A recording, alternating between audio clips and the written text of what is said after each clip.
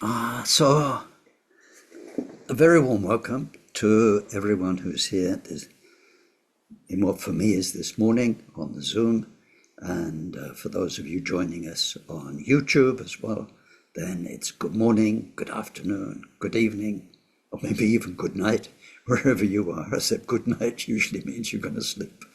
So if you do sleep in the talk, have a nice one. So this is the 9th in our series this year on the Maitreya on Buddha nature translation of the Mahayana Uttara Tantra Shastra, or the Ratnagotra Vibhanga, that's its other title.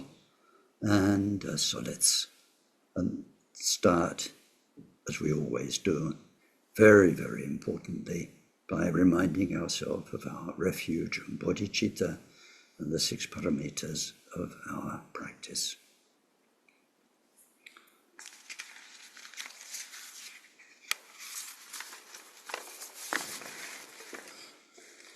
We take refuge in the Buddha, in the Dharma, and in the community of most noble minds, from this moment on until we reach the very heart of enlightenment. Through our practice of generosity and all 6 transcendent virtues, may we reach total awakening and every enlightened quality, to be able to truly help sentient beings who are so lost in samsara. May each and every being be well. May they live long and be healthy. May they be well provided for, have good friends. May they find respect and live in places of peace, places of plenty, and most of all, may they practice Dharma. May they create the causes for such good circumstances to be their wealth in future lives. May they be free from suffering and from creating causes of future suffering. May they discover the natural and sacred well-being that's totally beyond suffering and attain the great equanimity that is free of closeness or distance from anyone. Deyata shame shamawati shameta shatra am kuri marajite kayori tejawati oloyane Pishudani male malapanaye kukure kaka grase grasana O muki paramuki amuki shammandamane sawa graha bandanane nigri Hitva sawa bhava pravadina vimukta marapasha Savetva buddha mudra anugatita sava mare butsarita Parishuddhe biga shantu sava Marakamane.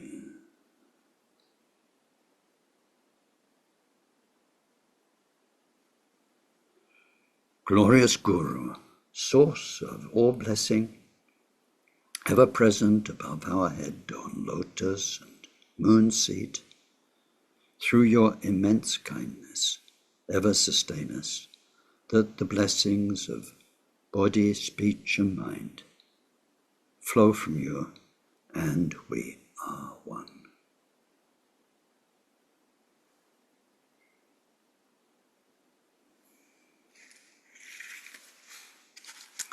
So we're going in our usual way through this text, and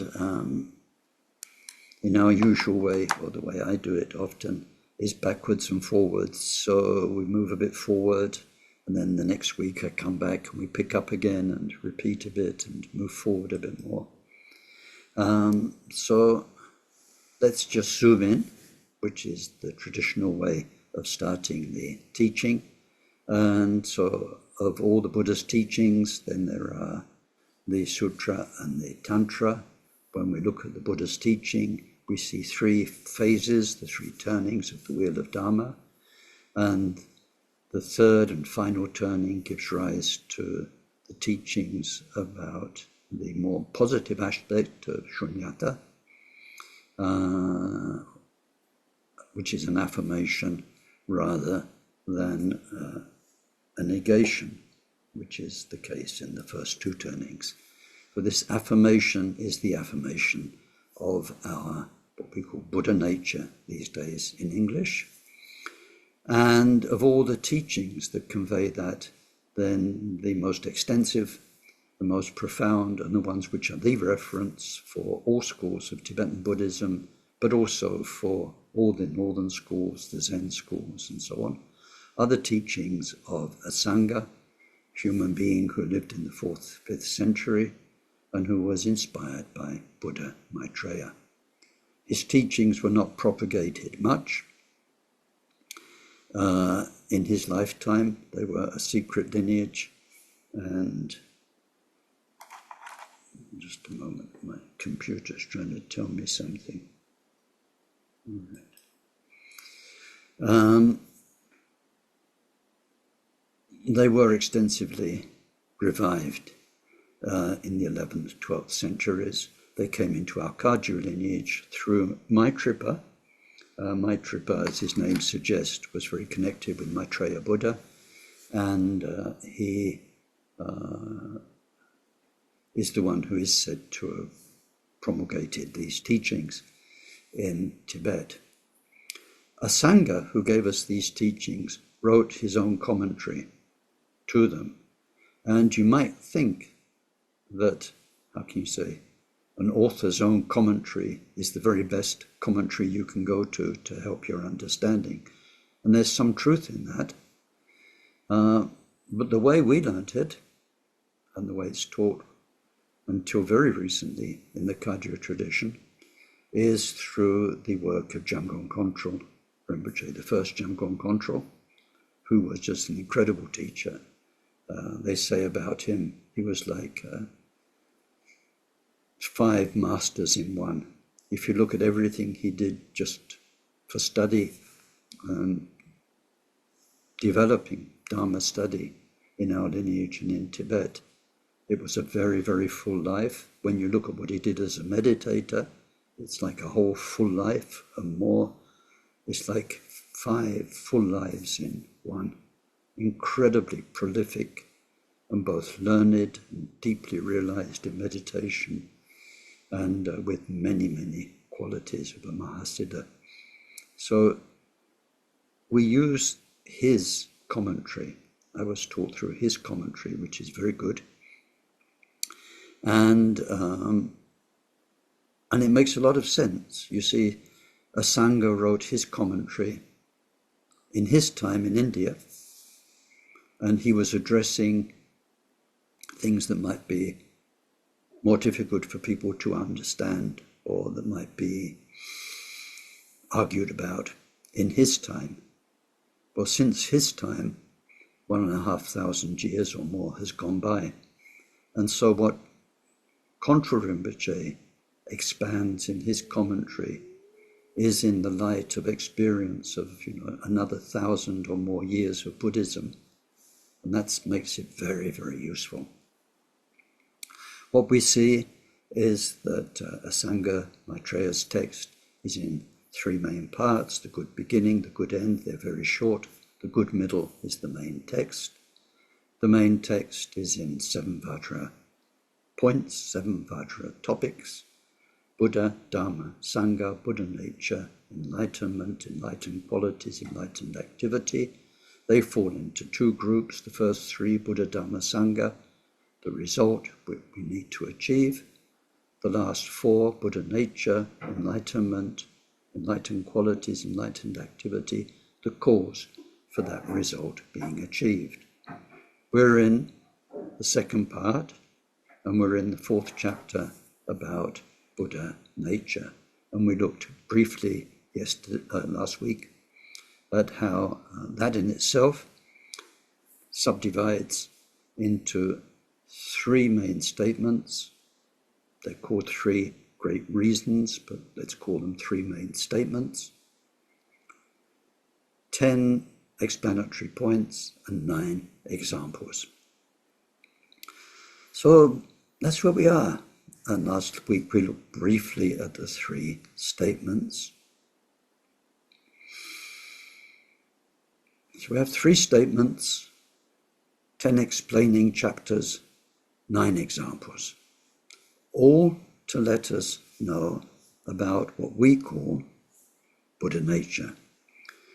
So at this point, when Trungpa Rinpoche explained it to us, he said, and I can't remember if it was in this course or in a previous course, but he explained why we need at least all of that. 3 statements, 10 points, 9 examples. It's because Buddha nature is inconceivable.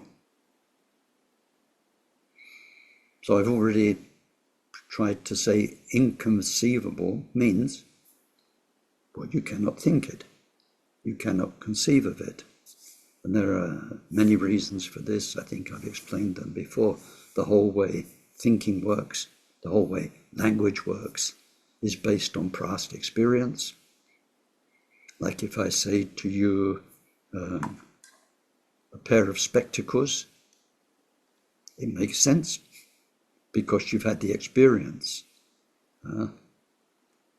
And the funny thing is, like a pair of trousers, it's only one garment, but it's a pair of trousers because it's got 2 legs. And it's called a pair of spectacles, even though it's one thing, because it's got 2 lenses.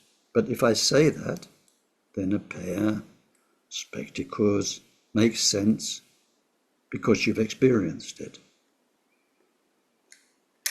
Buddha nature.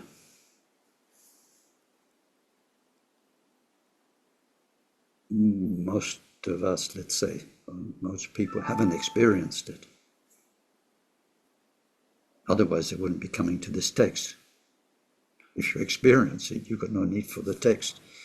It's obvious. So it's inconceivable. No matter how much you study, thought about it, no matter how many wise people you talked about it with, you are not going to be able to encompass it, embrace it with thought. But that doesn't mean it's not worth studying and learning. 3 statements, 10 points, 9 examples. It's a lot. Because it's inconceivable, it doesn't mean we shouldn't conceive, think about it. We should just know that our thinking will help our journey towards direct understanding, direct experience of Buddha nature, will help very, very much. And especially it will help us correct some mistakes that are obstacles in our path. We should just know that these thoughts will help us on our way. They're needed, but they will never help us. Then we will never think it directly. So there is this inconceivable nature. So Trungpa Rinpoche said, this is like a mystery person. And the mystery person lives in maybe a big mansion. Maybe they're like one of these today's billionaires, and they've got about 20 security guards. Nobody can get near it. Nobody knows who lives in this place. It's just, like you say, very obviously somebody lives there, and they're highly protected. So people are curious. And you've got journalists trying to find out who's in there. So we need as much information as we can get. So what can you do? Well, you're a journalist. You've got these huge telephoto lenses where you can find yourself somewhere where you can peek into the property and hope to get a view of the person, like the paparazzis do. And so the first thing you're going to look at maybe is the laundry line. So what clothes do they wear? It might help us know if it's at least a he or a she or a young he or she or an old he or she. Look at their clothes. And then you bribe the garbage clearance people to get the bags of their rubbish and go through their rubbish, see what they eat, what's been thrown away, and so on and so on. You use every way you can to get more information, to give you a better idea of who is there and who it isn't.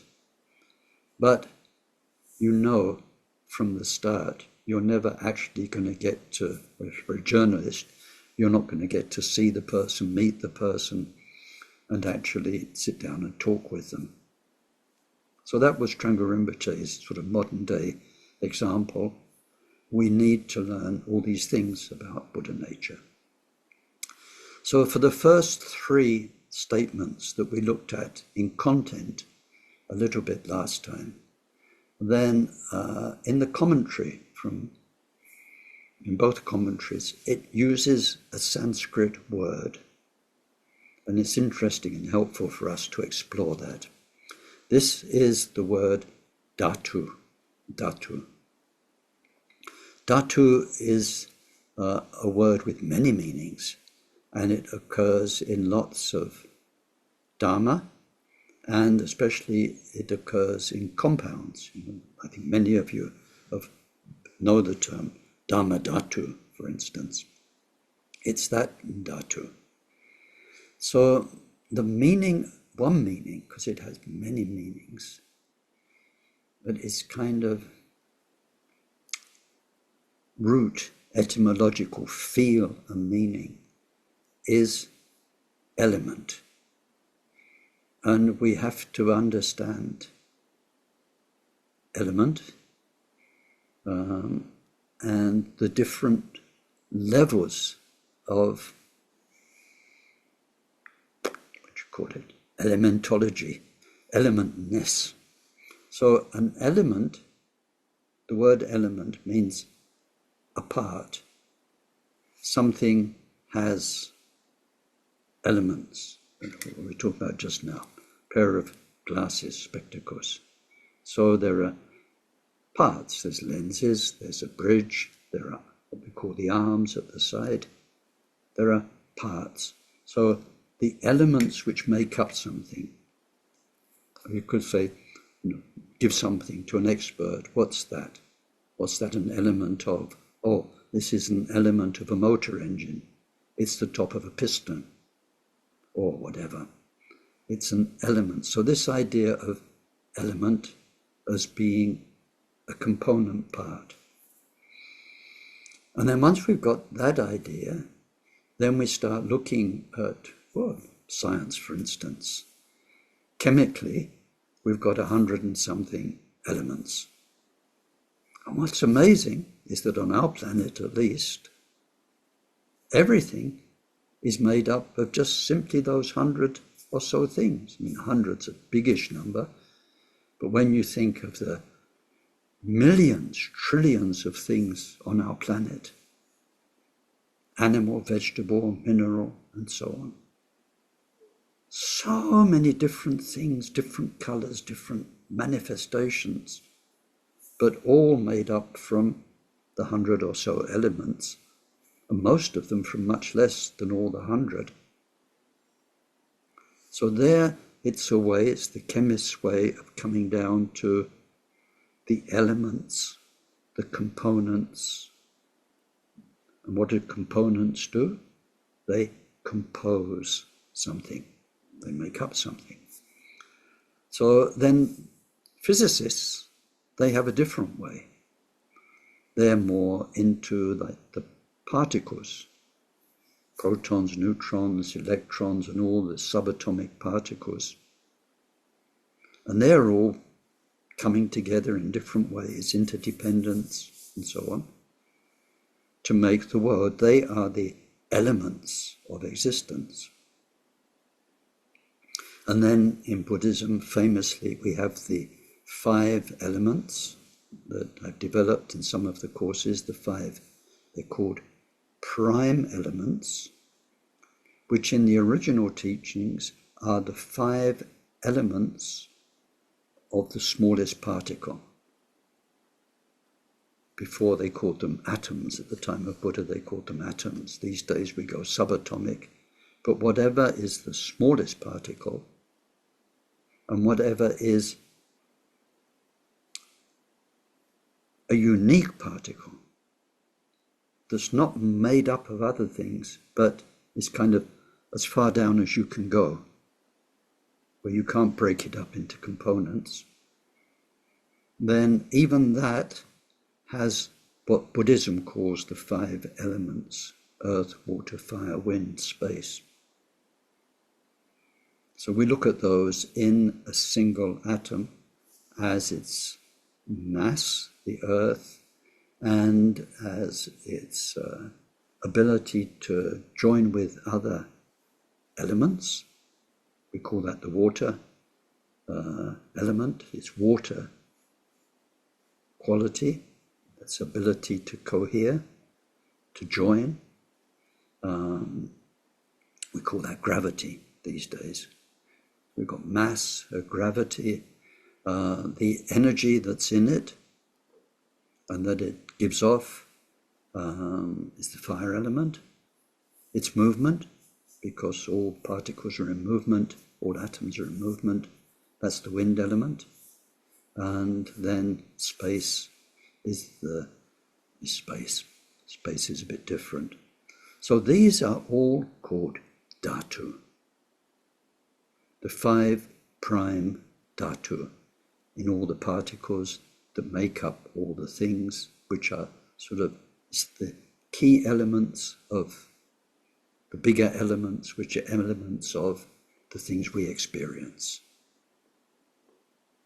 So what it says about Buddha nature, the whole topic of so many verses to come, dozens and dozens of verses, is that it is the dhatu.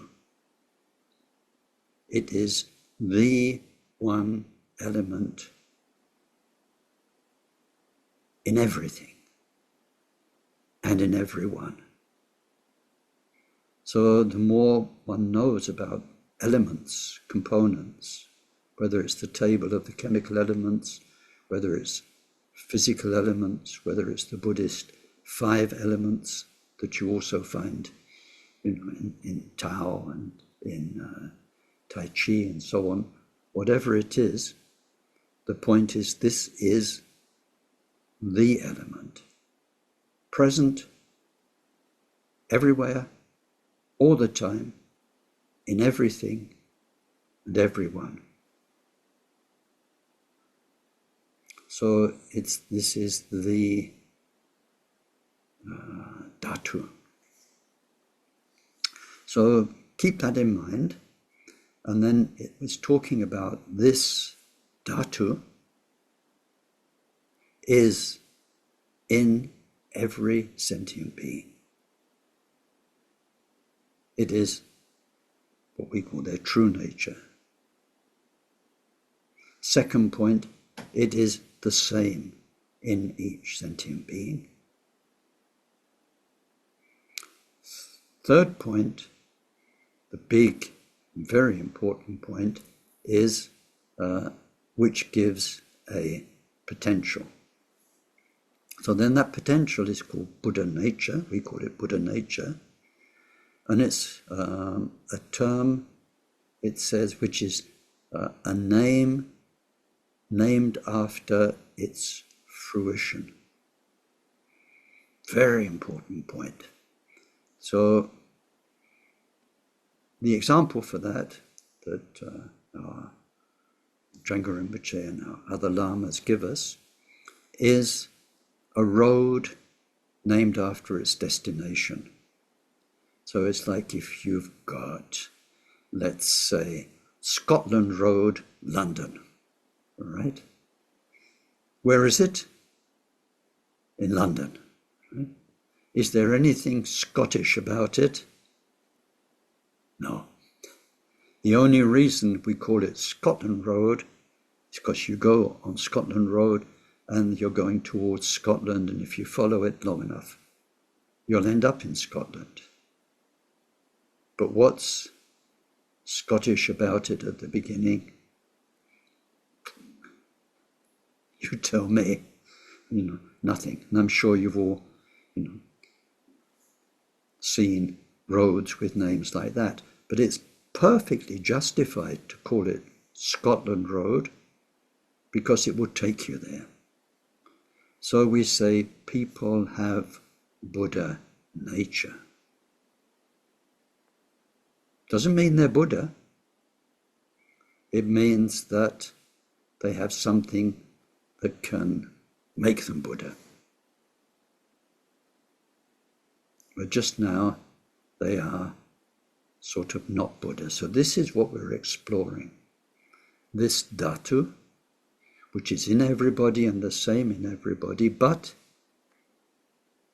it only gives a potential. So then what we see is very practical, it's very pragmatic, very relevant to us, is it gives 5 levels of potential. The first one, called the cut-off potential, and we'll come back to the actual name, cut off, which makes a group of people, group of sentient beings called cut-off sentient beings. It's a powerful term. It really means like shut out, precluded, excluded. It's like outside. So they are, as we saw last time, their whole mentality, all their actions are just taking them further and further away from their Buddha nature. They don't have a clue about it. They don't want to know about it. If somebody told them about Buddha nature, it would sound like a lot of religious rubbish and not interested one bit. And the key to that being cut off and cutting yourself more and more off from your Buddha nature is ego. These are people whose thoughts and actions and mind is totally egotistic and in particular full of desire, selfish desire and anger and all the mind poisons. So not only are they making karma which takes them into circumstances far, far away from favorable circumstances for waking up this Buddha nature. In our prayers at the end of our session, we say this precious bodhicitta, may it arise, may it awaken in those in whom it's not awakened. So their karma is taking them away from favorable circumstances. And their whole mindset is just not only not interested, it's hostile to the idea of all beings have Buddha nature, all beings have it the same, and so on. So these are called the cut-off ones, people, minds, and they're cutting themselves off more and more by what they do.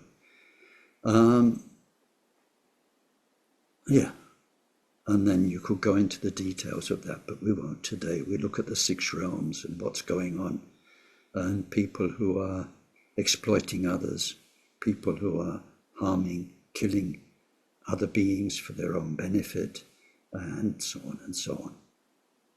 And the results where people end up in very unfavorable rebirths. So one of the main points made is that even though they are called cut off, they are not cut off forever. And at Buddha's time, this was an important point because other faiths said that some beings could never attain spiritual purity. I think purity is the main word. They are damned. And of course, since Buddha's time, we've had other faiths that have developed the idea of, eternal damnation. So the Buddhist message is, even though these are called cut off, it is not forever. And the main thinking behind it is that even the worst self-centered, horrible piece of sentient being does some good things, or has in past life done some good things, and one day the results of that will give opportunities, and on one time the opportunity to awaken to bodhicitta and to the Buddha nature will happen, and then eventually they'll become Buddhas. Nobody is cut off forever, but some are cutting themselves off for many ages. So in Mahayana, these are a very great cause for our compassion. These are, it's such a sad state of affairs. And then there is the second family I explained last time, a group of beings who are waking up. They're called seekers, or those seeking, awakening. And they feel there is something, what would be the word? Metaphysical, maybe. Something more than just ordinary life, something sacred. And so they are looking. And it says with those, they will meet up with religious systems, and if that seems to address their inner need, which is then there must be more than this, there must be something divine, something behind all this which has meaning, which has morality, which is goodness, then they find a system, and then it says systems have their jargon, their language, their rituals, their methods, and so they'll start learning all of that stuff. They'll talk the talk, they'll learn the jargon, they'll start doing the practices, and depending on the quality of the religious system they find, then they may or may not improve. So that's a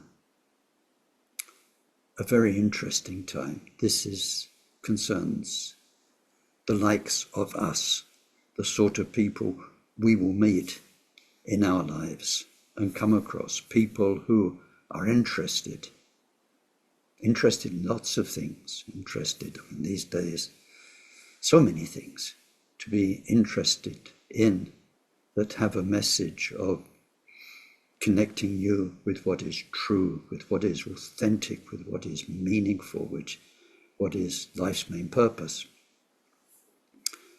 So that's that second group. It's called a dangerous or a delicate, precarious time, because you may fall into the wrong hands or the right hands. And then the last three of our five: cut-off family, uncertain family, seekers. And then the last three, they found Dharma, and they found either the Shravaka Dharma or the Pratyeka Buddha Dharma or the Mahayana Dharma. So Maitreya's text, Asanga's text that we're studying, doesn't go further into that. It just says they have potential, but it's by awakening our own intelligence to the significance of this potential that we can get it. We're all Buddha, because we all have Buddha nature inside, but it's covered up. And as long as we don't take away what's hiding it, what's covering it up, what's blocking its manifestation, then although we've got all the Buddha qualities inside, they can't manifest. So in all practical terms, we're not Buddha. And so when we get to the 9 examples at the end of this chapter, we get 9 very good examples to help us understand this better. Just now, we're looking at the fact that we have potential.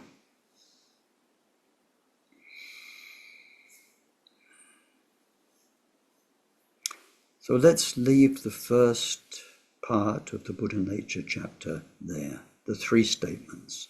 Everyone has it the same, but depending how much is covered or being uncovered, depending on those five groups, then there is a potential, a very shut-off potential, a potential in a dangerous place because it's being awakened, or a potential which is being healthily and properly worked on through Dharma. So now we come to the second part of this chapter on Buddha nature, which is going to explore Buddha nature from 10 angles. So we have 10 teaching chapters, and this is like the journalist or the investigator trying to learn more and more about the mystery person according to Maitreya's teachings. So in our text, we get an introduction to this big section with a verse listing these 10 topics. So we're on, I've not got it here. We're on verse 29, and it says, a more detailed exploration of Buddha nature as dhatu through its 10 principal qualities. So the meaning intended by now in quotes here it says, ultimate domain. Dhatu also translates as domain or area or expanse as well as element. So this ultimate element, ultimate domain, the meaning intended by that should be known through, and then we get the list of our 10 chapters. 1, essential character. 2, cause. 3, result. 4, function. 5, its endowments. 6, approaches to it, approach. 7, its phases. 8, its all-pervasiveness. 9, its unalterability or inalterability. And 10, the inseparability of its qualities. So these topics, as you can see in the book, are the subject of the following 65 verses. So these 10, what can you say? We are studying Buddha nature. It's a term that's around a lot. And in terms of our first 3 points, I'm sure you've come across lamas and teachers and teachings which say you, all sentient beings, have Buddha nature. You have Buddha nature. You are basically Buddha. But then what is this mysterious Buddha nature that's inconceivable? Now we're coming to the official version. So if you want to know as much as you can know with your brain about Buddha nature, this is the official version through 10 points. I will teach them, you will study them, but what you really need to do is sit down and spend good time with each point, chew it over like a boiled sweet. Suck all the juice out of it till it's gone. Each point you need to savor. And Asanga and Maitreya used to make a very good point about studying.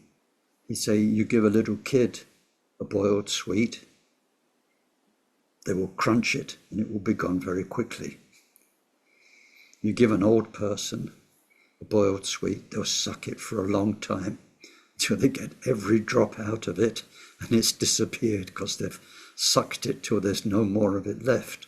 Well, I don't know how true that is. But in my own life, when I was just, 7, 8 years old, my elder sister worked in a boiled sweet factory. So every Friday, with her pay packet, she will get a few kilos of boiled sweets. So sherbet lemons, humbugs, all those kind of, boiled hard sweets. So I lost my teeth very quickly through having so many sweeties. But especially the sherbet lemons, you can't wait to crunch them to get to the powder on the inside. I mean, sucking it slowly till it happens, that's kind of masochistic. You can't if you're a kid, because you got a whole pound of them. There's a whole bag of them. And so you just crunch it. So when we study Dharma, we hear blah, blah, blah, blah, blah. It connects. We can put the words together. It makes some sense to us, whatever that means. It would be amazing if we could really look in people's mind as they listen and, quote, understand quite what they understood or what sense it made, what images, what feeling. But anyway, we crunch the sweet and we move on. As opposed to that, you take one point and you really, really get into it, like sucking the sweet slowly, getting every drop of flavor. Then Dharma comes to life. Then it starts to really set us questioning, set us discovering and going deeper. So these 10 points are there for that. They're there for us to contemplate. And as we go through them and come to the end of them, then we should have a much better grasp of Buddha nature, even though we haven't comprehended it, like we haven't seen the mystery person in the house. We've not been allowed to go in, meet them, interview them, spend a few hours with them. That will only happen through meditation. But this will be very useful. So these are our 10 points and 65 verses dedicated to that. And we take the first 2 of them together. The first 2 of them together. The first 2,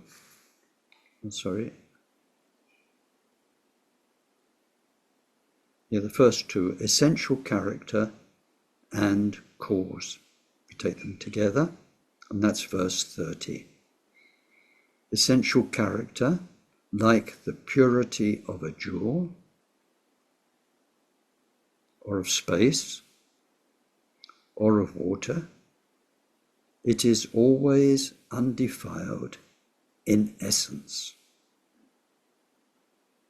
That's about the essential character of Buddha nature. Its essential character, purity. And then now cause, what brings it out? It emerges through 4 things: aspiration for Dharma, highest pranja, wisdom, meditation, and compassion. This is what we're going to explore in the coming verses. So the first 2 points are linked. The essential character of Buddha nature. I think that's the best translation. It's in Tibetan, it's mo, and there's no one word. You could say essence, and you could say essence, but mo, the way it resonates when you hear it in Tibetan, it means like getting to the very pith of something, grasping its essence, catching its essence. So essential character. It's a lot of syllables. Essential character. 6 syllables. But that kind of, for me, captures what we're talking about in this first of the 10 points. So we see its purity. Purity. when you think about Buddha nature, and which I'm essentially, really and truly, when it boils down to it, all those kind of expressions, what are we talking about? You have Gotra, you have Buddha nature. We are talking about purity. We are truly pure. And when we look at the process of getting enlightened, then, as we've come across many times, we're looking at a result by removal. We have to take away impurity,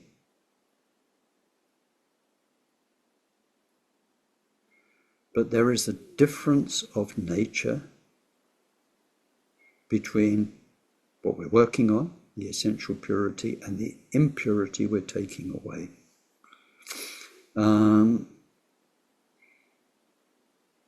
And that's already been explained in these talks, but let's come back to it because it's important. A radical difference of nature. The purity is forever there.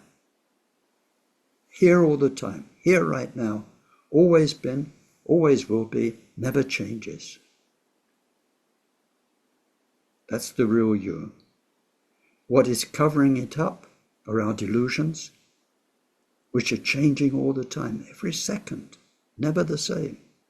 It's the flow of our personal mind with its thoughts and feelings and its story, your life story that you're going through, that's covering up this essential nature. You can't catch it. You can't even catch one moment of it. If you're a meditator, you know. It's gone. While you're trying to catch it, it's gone. And there's a new moment, and you try and catch that, it's gone. Such a difference. It doesn't even last 1 second. What's covering it up? And what's being covered up is forever. What's covering it up has innate suffering. It's called samsara. The cost of self-centered satisfaction is enormous. Its nature of the whole story of what's covering it up is basically suffering. What's being covered up has nothing whatsoever ever to do with suffering anywhere. Such different natures, something that's illusory, that comes and goes, you can't even catch it, and that's got so much suffering involved.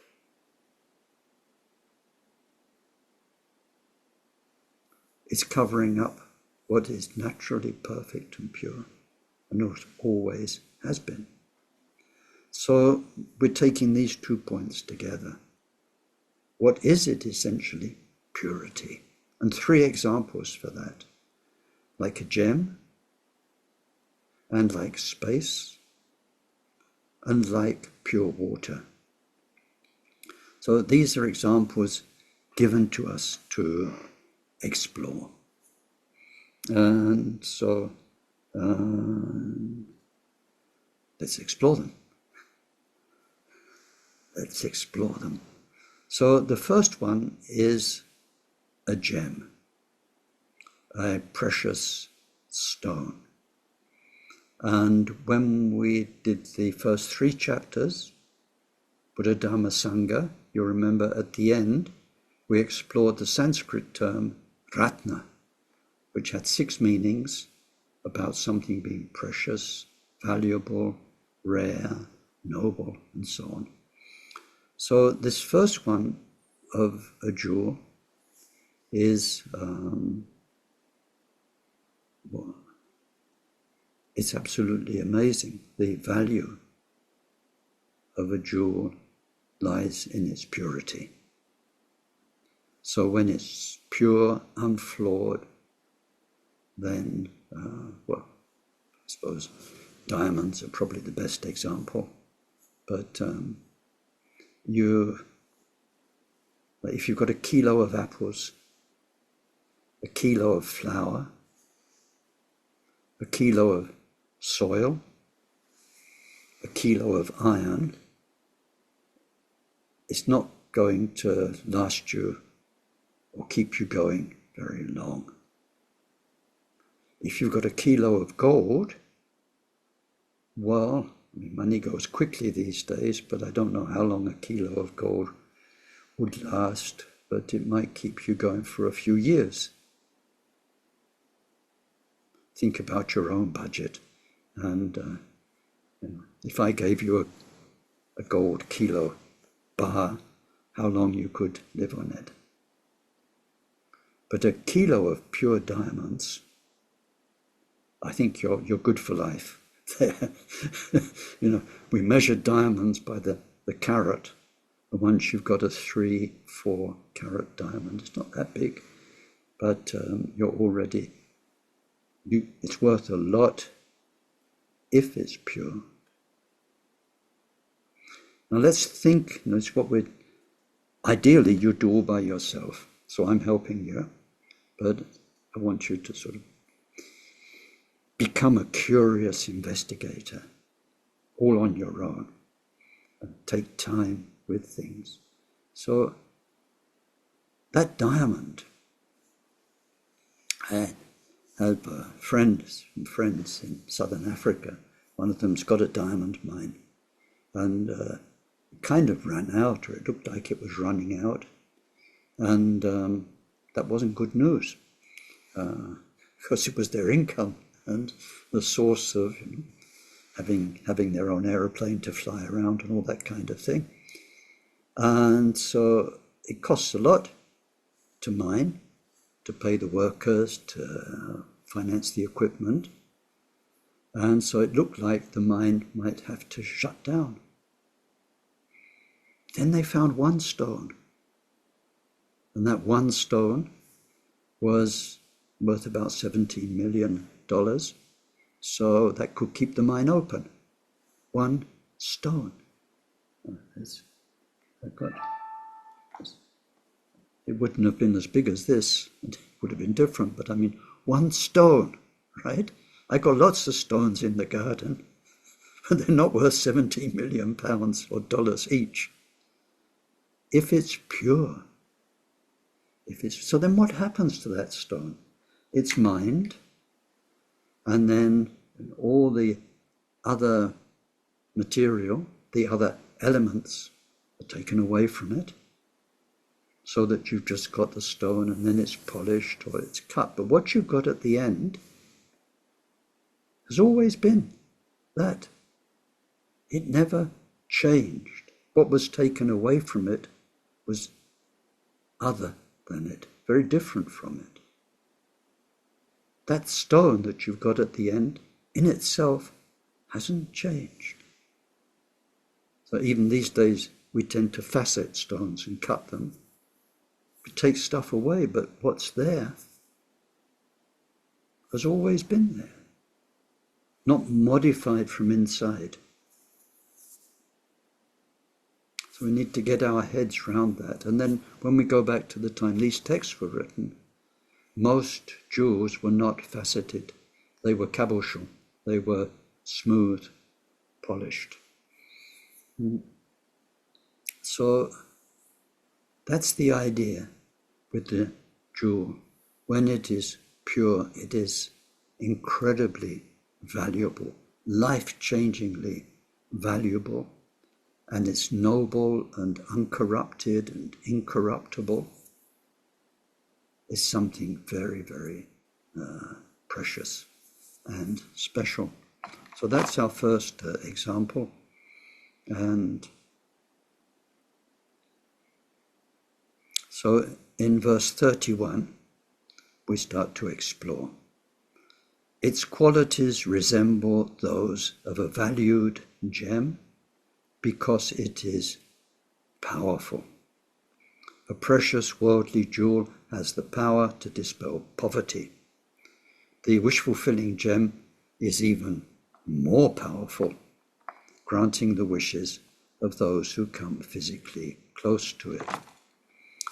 So now we're leaving our metaphors that we can understand, and of gems.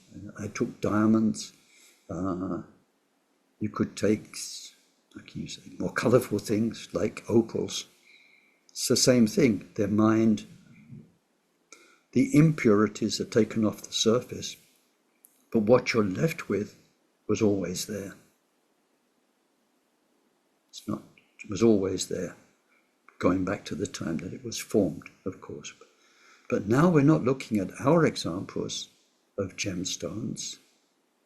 We're looking at legends, myths, that don't seem to exist in our world, although one never knows. And this is the legend of the wish-fulfilling gem. Wish-fulfilling gem comes up quite a bit in the teachings. And this is not just a precious substance. This has karmic power, mental power, so that just by being close to it, it fulfills your wishes. So, of course, in our culture, there are places, fountains, holy places where people go and make a wish, because the legend is, you make a wish there, it might be granted. So these were sacred stones or rocks, and when you went to them and made a wish. Now, it's not as though the rock thinks, it's not as though the rock is a sentient being, it just is. But somehow, people who get close to it get their dreams come true, their wishes fulfilled, just by being close to it. So it's a very, how can you say, powerful thing in that way. So on the worldly example, gems are so valuable that, like a few grams of pure diamonds or whatever can fix your material needs for many years. So they're powerful in that sense, worldly gems, but these wish-fulfilling gems, which are said to exist in the Naga realm, and the Deva realms, and so on, are more powerful because whatever you want, you just go close to them and your wish is granted. So that's our first example of how the purity gives power. So now if we refer the example back to what is being exemplified,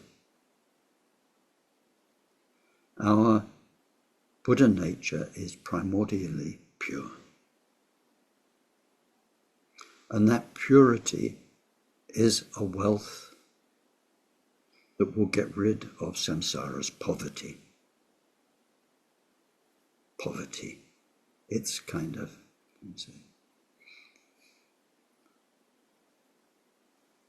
miserably pathetic samsara.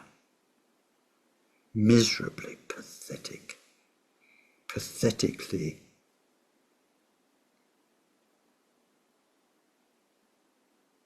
trivial. It's a lot of effort for a lot of impure and permanent satisfaction. So that's a poverty. We're all looking so hard for contentment, satisfaction, whatever. Our own mind translates that as, and it's not easy, it doesn't last. So compared to that, the purity of our Buddha nature, once we start to access it, it gives us a wealth, an inner richness that by contrast makes samsara seem rubbish. No longer interesting, not worth running after. But then if we come down to a much finer analysis, each day, each hour each minute, each moment. Where are we? What are we doing with our heart and mind? Where are we investing it? So we're looking at that purity which gives a certain power. When we use the wish-fulfilling gem example, then that gets really interesting for a meditator, because it's about how close you get to it. So when our meditation takes us closer to Buddha nature, then we find the strength, the resources, the wisdom, the courage, the love, the compassion to do what we want to do with our lives. It's really like a wish-fulfilling gem. So that's the essential character. First part is powerful because it's like a gem. Its qualities resemble those of space because it is unalterable. It cannot be altered. Space. Like space. It's more than space. This is the sacred space, divine space, pure space, purity. So you can't change space. You can you say, occupy it in all sorts of ways. You could put cyanide gas into space, and that would be very, very poisonous and so on, but space itself won't get poisoned. So if the wind comes and blows the gas away, you haven't got dead space afterwards. Space that went like that and was killed by the cyanide. It's the space that it always was, unchanged. You can light the most powerful raging fire so that the flames and the heat occupy the space. Space itself will never be burnt. Recently in Japan, in one of these fusion reactors, they reached an incredible temperature, millions and millions of degrees. But even that cannot burn space. Afterwards, where they measured all those, however they did it, that spot that was so hot, once it's all cooled down and gone, the space totally unchanged, not even changed one bit. Everything that ever happens in space doesn't change space. Space is amazing from that point of view. And so what we do is we go out and explore that example. You go out, the first example, with gems and purity, and you look in jeweler's shop and you see a 1 carat diamond ring, a 2 carat diamond ring, a 3 carat diamond ring, and how the value changes. And then you look at it, you go in the shop and ask to borrow the jeweler's eyeglass and say, can I look at that one, and look into it and see how pure it is. And they'll explain to you, this is an AA type diamond. It's got that kind of whiteness to its clarity and so on. And for that reason, sir, that will cost you something around £8,000 maybe, or whatever. They'll tell you, you'll get it. That's amazing. And you'll go out and look at all the stones. And if you're a bit spaced out, then they might all look pretty. You might go and look at a riverbed and see they all look blue and red and orange. You think, who needs jewels? I've got a riverbed and it looks beautiful. But you can't take one of those out and go and trade it for a few years' worth of fruit and vegetables. That stone probably won't even get you one potato. So Then you can go back to the jeweler's shop with your stone and look at that stone, the same size, and realize the power of that stone. It's amazing. So now we're looking at space. We go out and we try and understand space. We try and observe space. And we realize that it cannot be altered.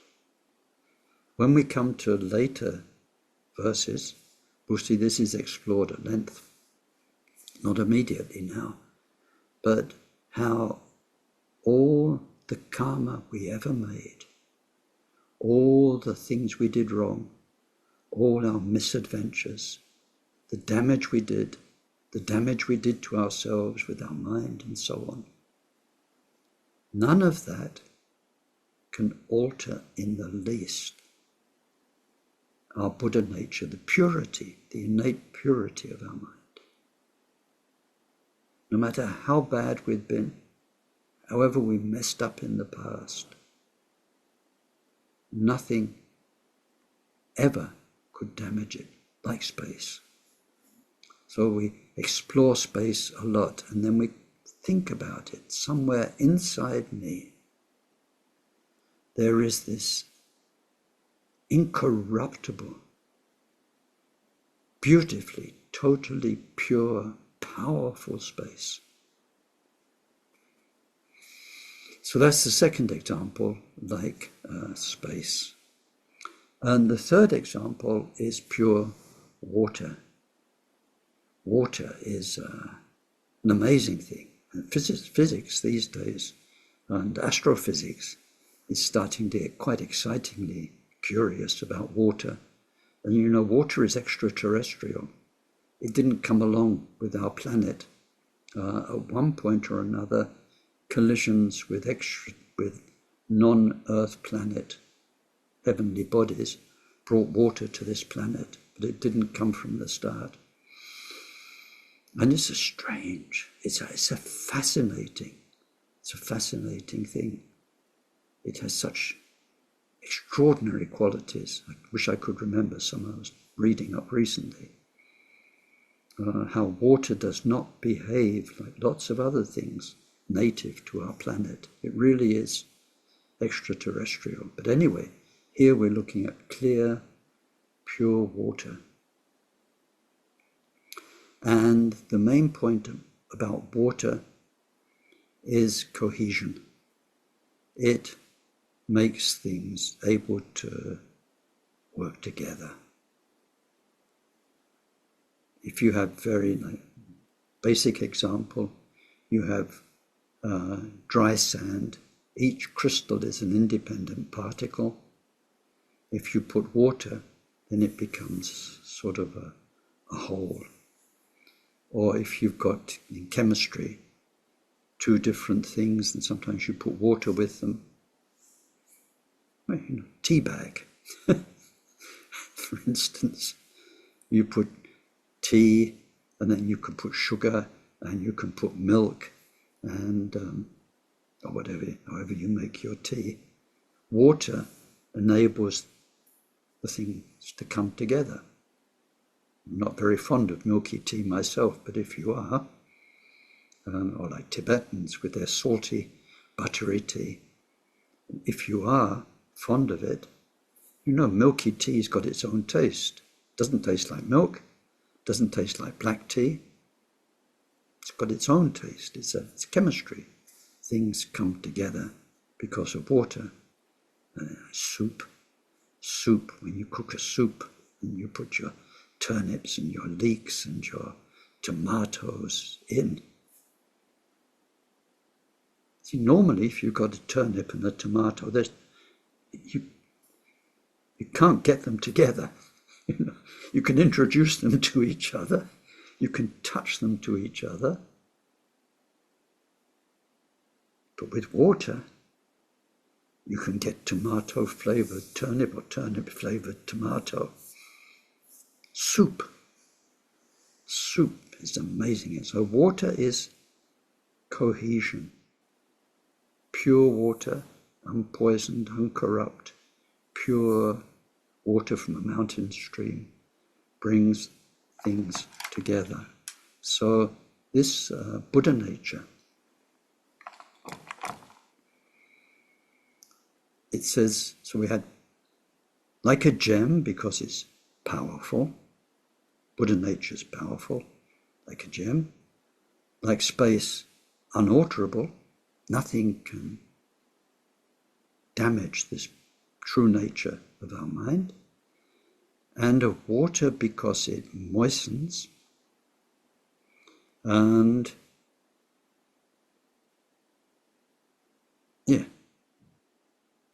and in particular, as water,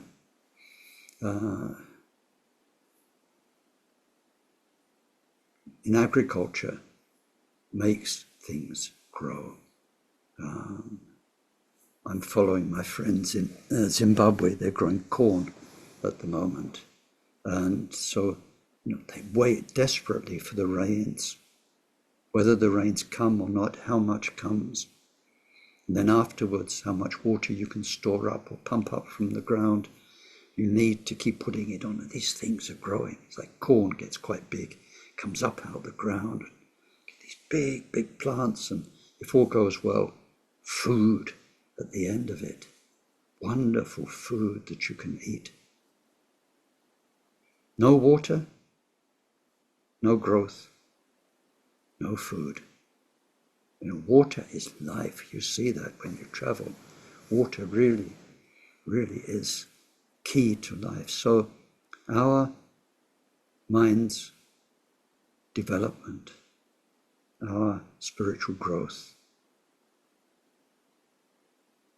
is very much connected with the influence of this dhatu, this prime element of our being, this basic component of what we are, becomes like the water that brings together all the 6 paramitas and all of our different practices in a meaningful way to take us where we need to go. So I hope so far it's okay. Could say more, but let's leave it there. Now, in point 2, we're looking at the cause for this essential character, which was point 1. How can we bring that out? How can we get the power, like a gem? How can we recognize this changeless nature of our being? And how can it magnetize, or like water, bring together all of our different elements of practice? How can that happen? And then verse 32 tells us 4 sorts of obscuration. Obscuration, so something covered up. Our essential character, point 1, our Buddha nature, is obscured. It's covered up. So by 4 things. So we're going to look at those first, and then as we go through the verses in this cause section, we're going to see 4 remedies that take away these 4 obscurations. So 4, verse 32. 1, hostility towards the Dharma. 2, the view that a self entity exists. 3, fear of samsara's sufferings. And 4, a disregard or a lack of regard for benefiting our fellow beings. These are the 4 sorts of obscuration. First one, hostility towards the Dharma, is in particular an outright hostility towards the Mahayana teachings. So if we go back, for instance, to think about this cut-off family, then there will be an absolute hostility to teachings of care and compassion It's quite interesting without getting lost in current day politics, but it's in our face at the moment in the media about certain politicians who are actively destroying care, protection for our fellow beings, respect for our fellow beings, all of this quintessential message of Mahayana, of the Bodhisattva path. There's a hostility towards that. It's not just disinterest, it's upset about it, don't want it, want to quash it.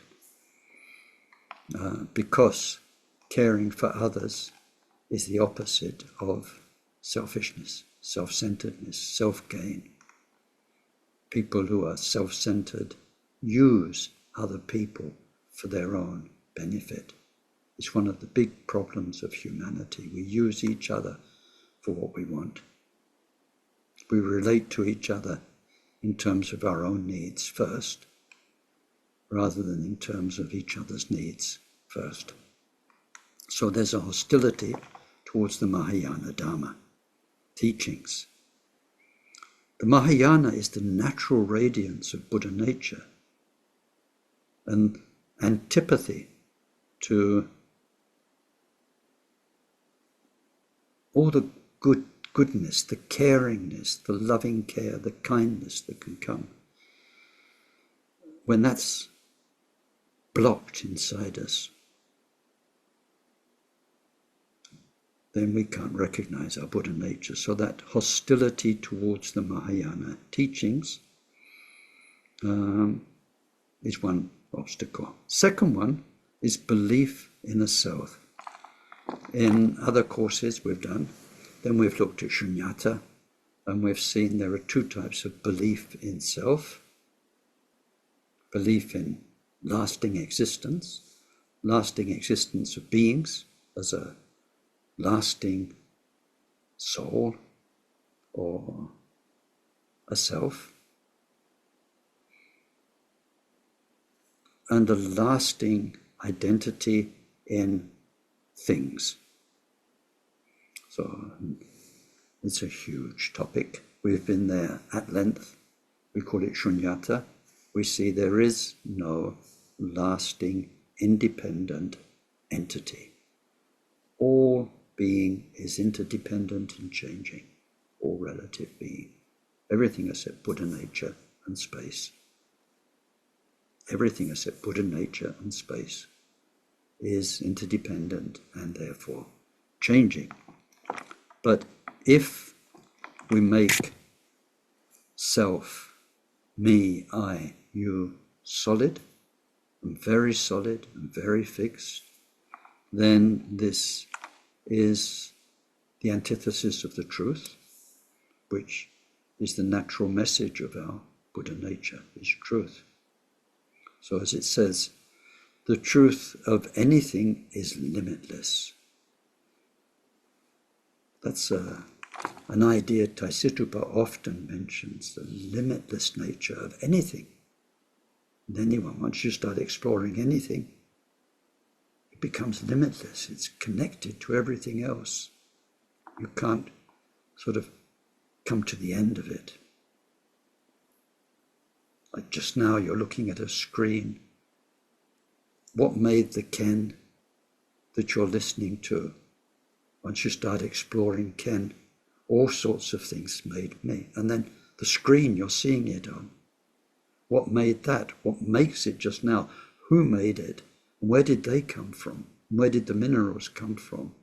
And then once we start exploring anything, what it really is, it's nothing. It doesn't stop all by itself. It's there because of this and because of that.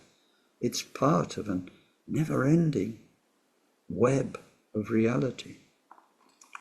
So the truth of anything is limitless, very far from the limited identity and labels which we project upon it. Blinkered, fixed views constantly take hold of the mind and prevent it from relaxing into a direct perception of the vastness of non-conceptual truth. Now that sentence, whoo, did it resonate with anybody? Let's do it again. Blinkered, fixed views constantly take hold of the mind and prevent it from relaxing into a direct perception of the vastness of truth, non-conceptual truth. So our concepts, our labels, our projections are, this is this, he is this, she is that, I am this.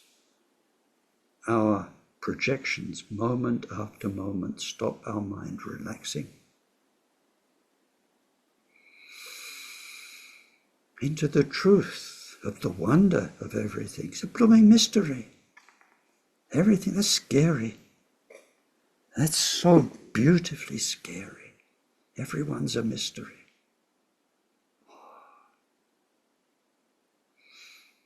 Completely off topic, by the way. But if it was just me teaching, then I'd put on a Dire Straits track just now, and the one called Private Investigation, with the most amazing bit of guitar work. And the introduction is just spacious. It even starts with an explosion, I think. But then the first words, it's a mystery to me. It's a wonderful piece of music, but it's a mystery to me, the mystery of existence, as opposed to our needing to freeze it into stuff we can cope with because we can work with the labels and the projections onto each other, onto reality, onto ourselves, onto our mind. To let go takes a lot, but when we do let go, the relaxation, the peace, the wonder is amazing. So that's what we're looking at here, that's what we're exploring. So the fixed projections are an obstacle blocking off the Buddha nature.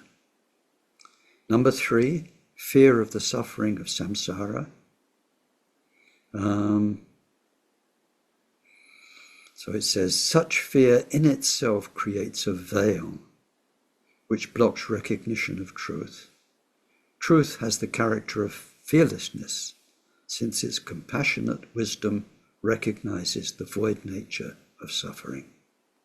So the problem here is that because the suffering is made solid, same thing, mental projections, then one is afraid of it. When its non-solid nature, shunyata, is perceived, there is no more fear. So fear of samsara prevents one from entering and practicing the Mahayana path. The Mahayana path, Bodhisattva path, is out there helping everybody. Helping everybody is in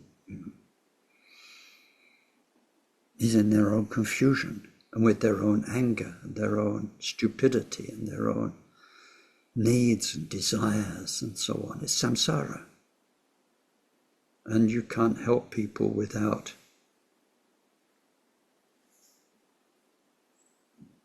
wisely, one would hope, getting involved with it. Bodhisattva activity is helping real people and in the reality of their samsara.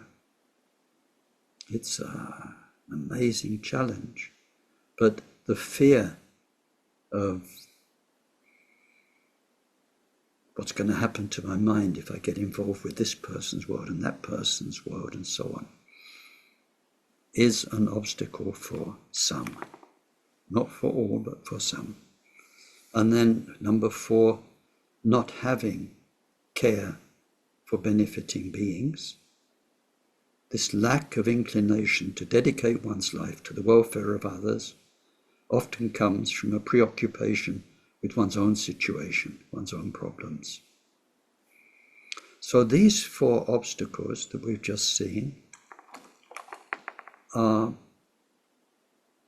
blocking our Buddha nature. These are the transient impurities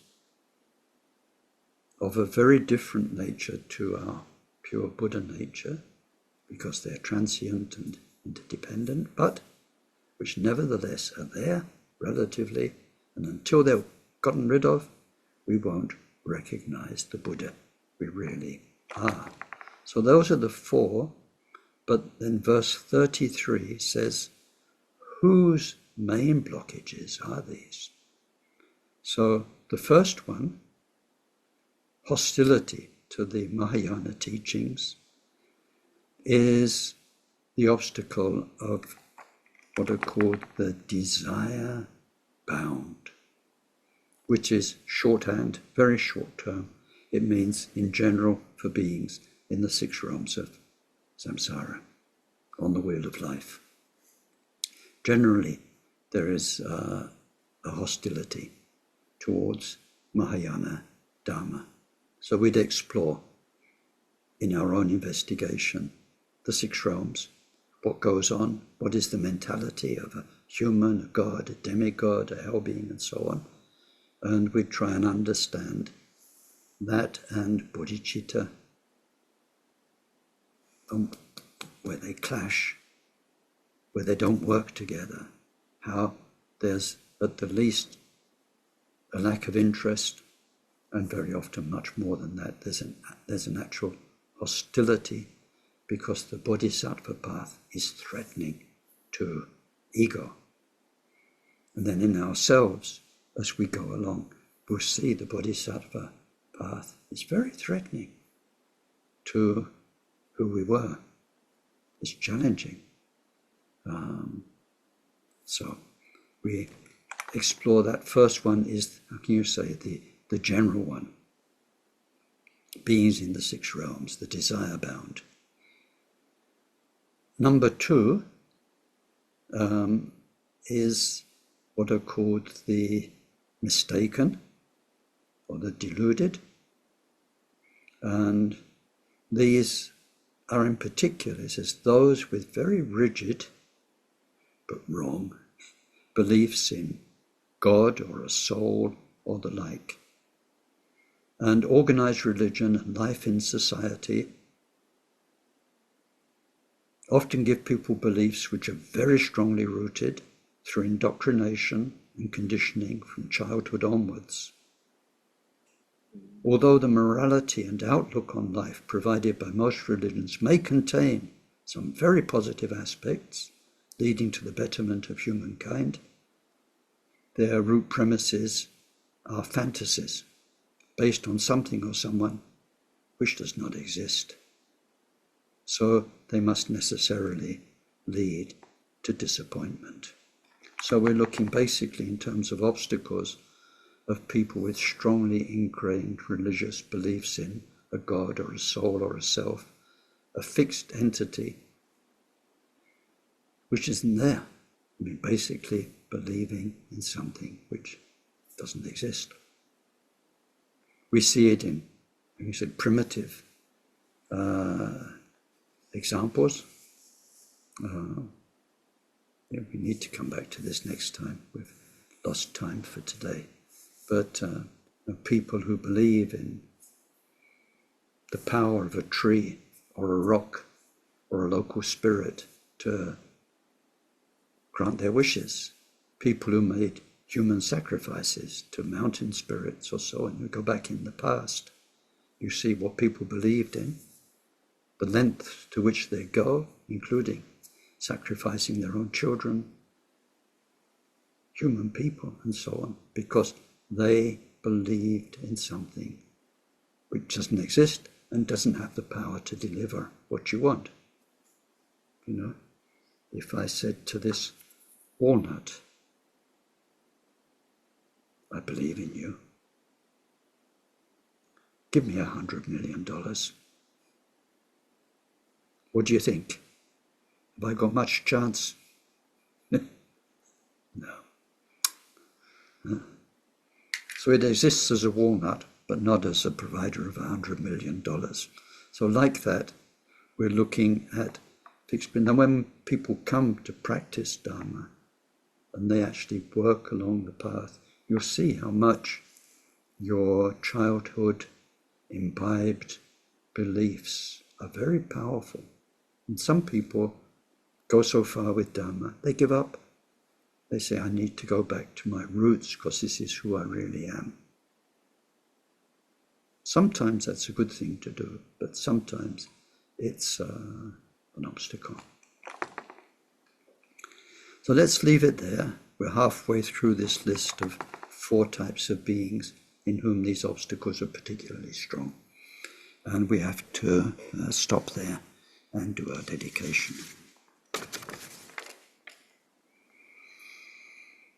May whatever virtue was created by our session contribute to the state of omniscience being attained, by the main enemy, mind's defilements, being completely defeated. And through that, may each and every sentient being become free from the ocean of existence, troubled by its waves of rebirth, aging, sickness, and death. May this precious bodhicitta arise in those in whom it has not arisen. In those in whom it has arisen, may its development know no setback. May it increase ever more and more. Through this virtue, may we quickly achieve Mahamudra and establish every single sentient being in that same accomplishment.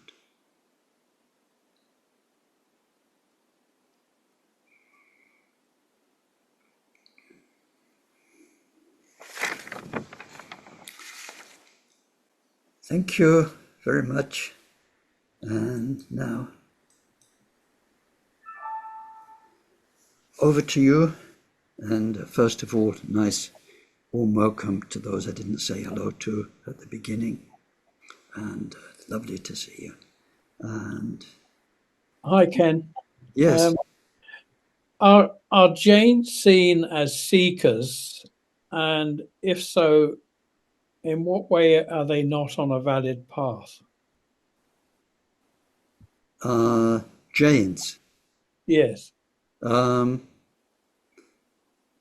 They are, well, what they're called in the Buddhist scriptures is, in Tibetan it's Mutekpa. I'm trying to think of what the Sanskrit is, but it's dropped out of my mind. Tirtika, I think, Tirtika.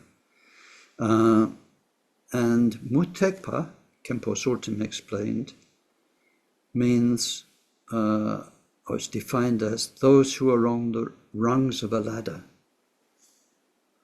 So that gives some idea. It's not that their path is totally invalid. They're heading very much in the right direction, but not quite 100%, right? So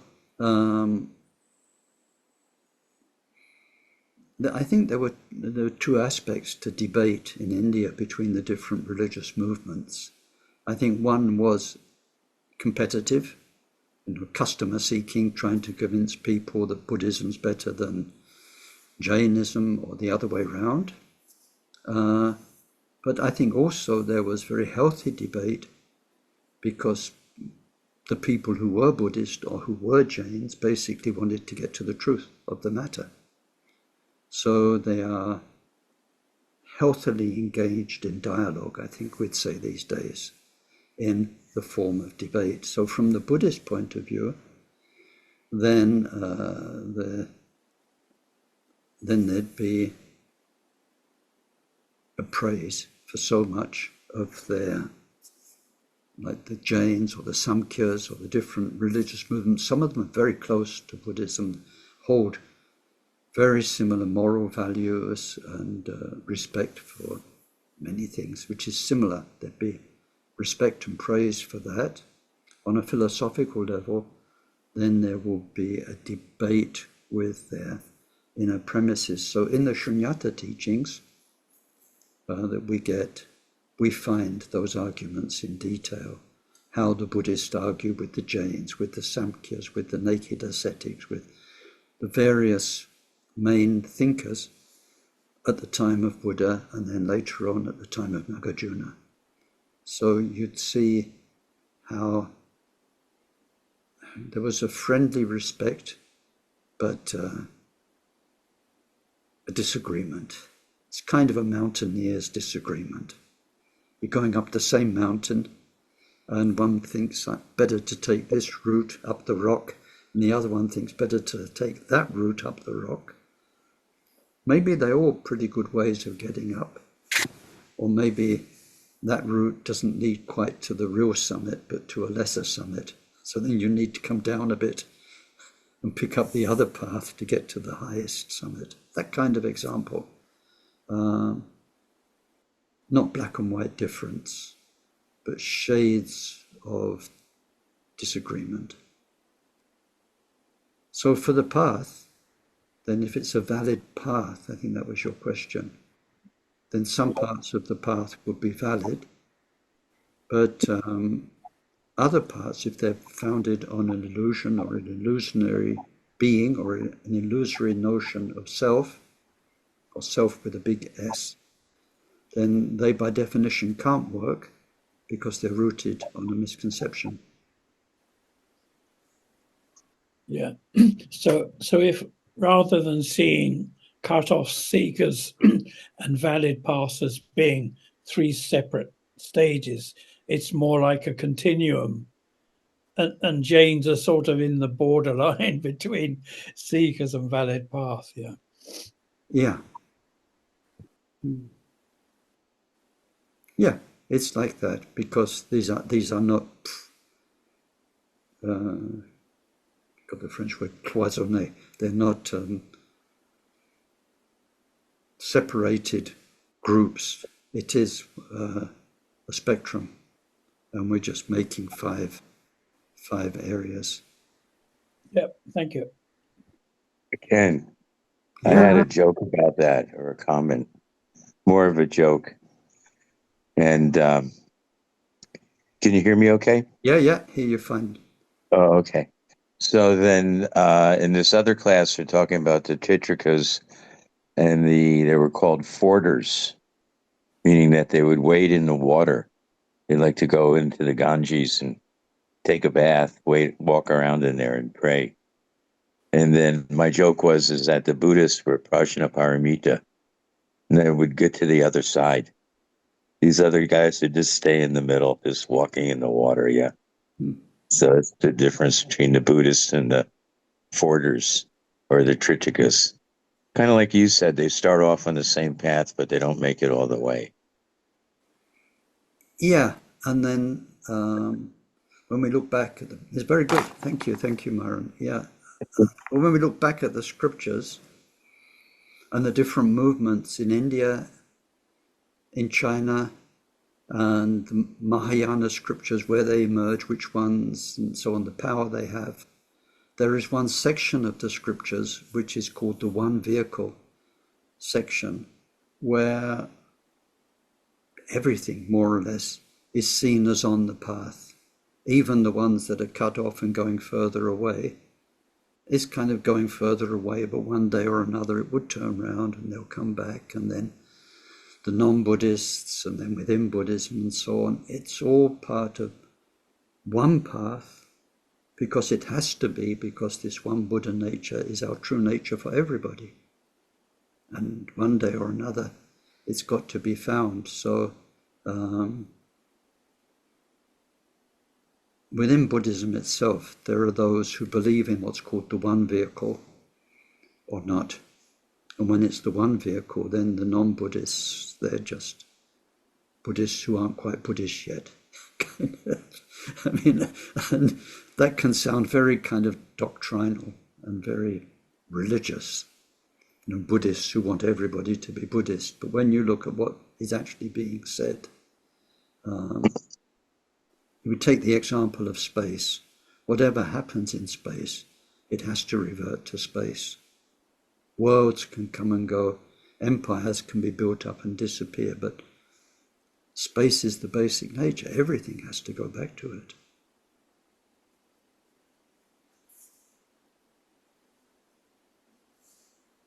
So when we look at like Buddhist, not as the name of a religion, but the meaning of the term, which means to wake up to what is.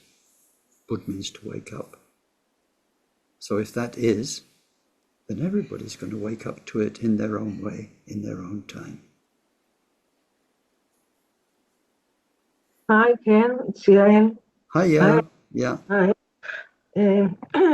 When I think about it deeply, it's very saddening actually to realize that all the major famous religions in the West and ones from the East, like Hinduism, they're all actually cut off because they do not have the notion, not any one of them, that all beings are born equal.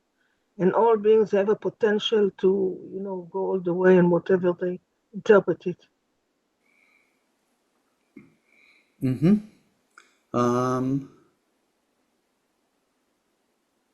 From that point of view, yeah, they've cut off that part of their awakening. But even though they might not see all beings as equal, they might have, for instance, a notion that those who are higher should help those who are lower.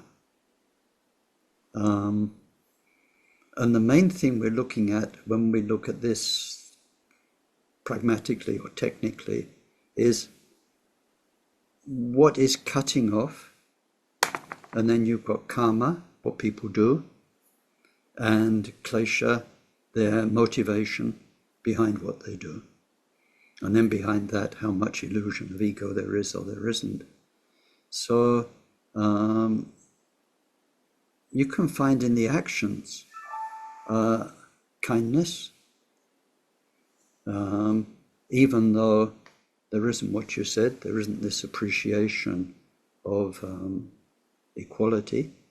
Nevertheless, there can be a lot of kindness, a sense of duty that if you are better off or in a higher caste or position, or you are the chosen people, then there's an idea of helping the non-chosen people or helping the...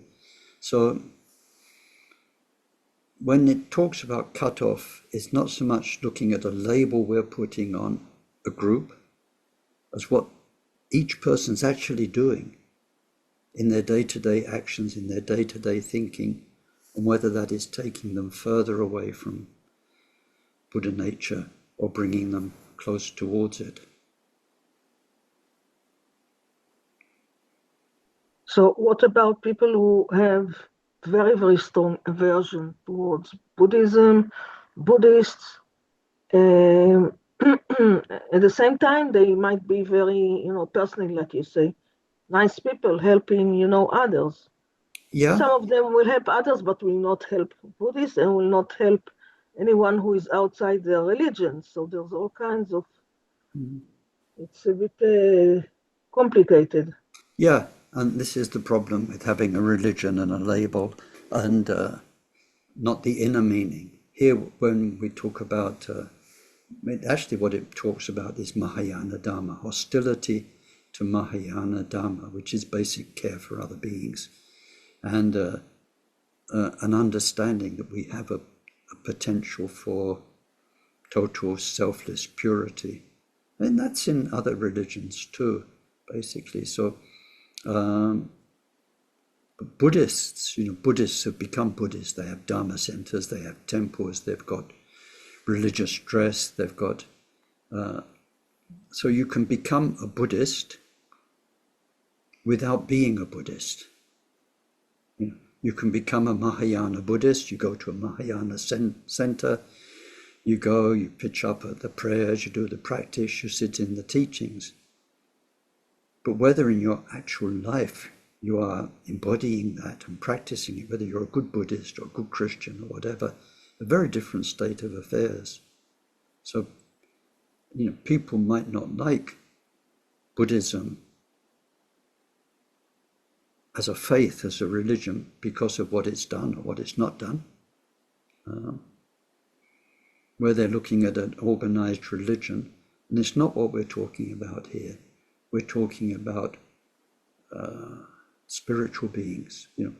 Buddha means with the longing to awaken for everybody's benefit. And it's a hostility to that. It's like you see these days is, when people talk about woke or not woke, it's not quite the same thing. But there's so much of that being talked about at the moment. We can see something of this at play in that, I think. It's really quite relevant.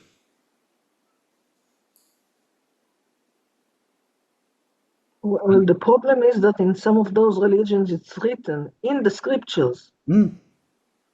It's not less. Someone decided doesn't like that. That's the religion. The religion is totally against anyone who is not one of them. Yeah. So anyone who follows this, whether, maybe they are good persons inside, whatever, but they follow something which is really cut off. Yeah, so that's in the verses we did where we had to stop. In the 4 groups, it says 4 blockages. It's blocking them off, like you say, it's cutting them off. So we had 4 groups, and this strong religious ideas is group 2. Group 1 was in general, it's kind of the disinterest that's in beings of the 6 realms. Obstacle number 2 is a very strong obstacle because of the power of entrenched religious belief.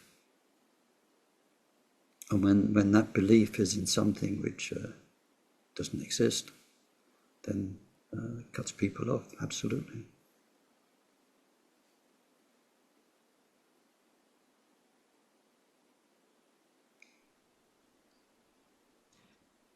Hi, Ken. This is Seiki. Hi, Seki. I had a question about working with this mystery of existence. I really liked how you described it as being kind of a scary mystery, because that's been my experience. So intellectually, I can understand,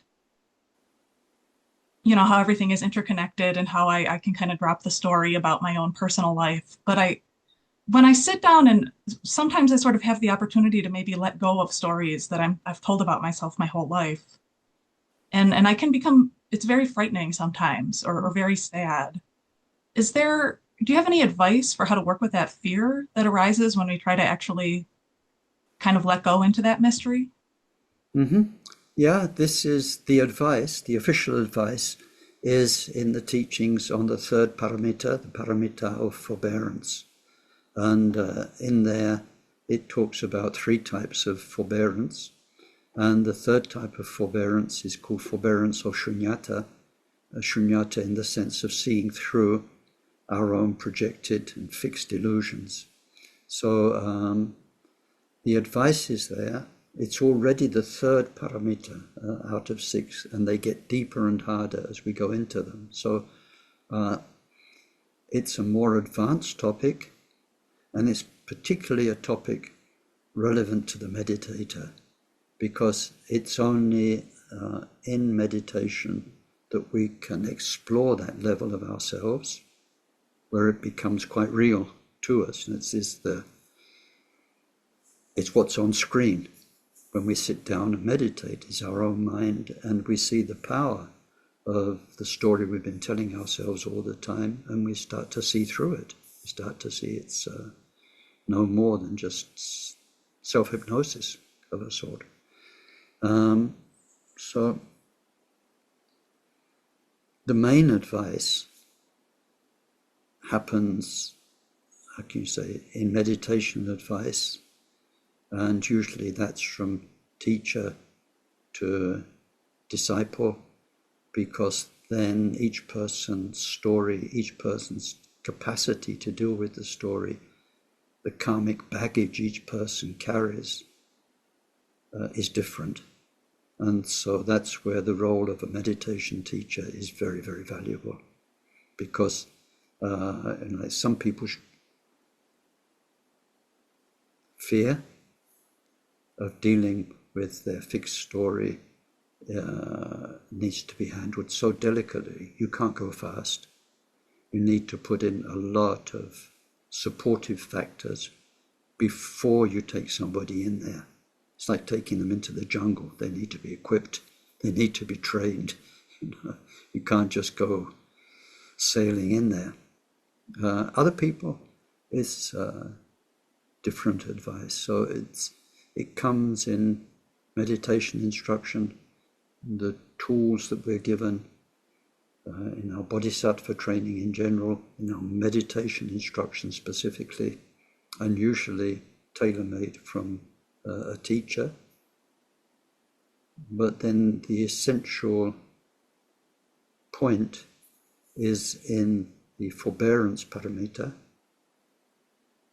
And then, because that's our area of work, dealing with our subconscious story, then that leads us into a really deep appreciation of the next paramita, which is diligence, which is how to go in there happily, how to deconstruct and reconstruct yourself joyfully.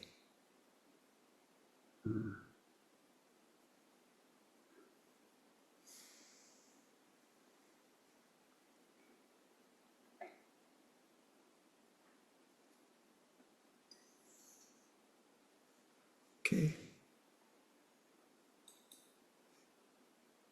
Okay, so Can I just, sorry, Ken, it's Lisa here. Can I quickly just say that when I first became a seeker about 25 years ago, the first book, I think it was the first book that I actually bought when I was just looking into Buddhism was your book. All right. I only just realized that not that long ago, that it was actually your book that was one of the first books that I bought. So thank you. And here we are 25 years later, so thank you. Well, good. Seekers and finders.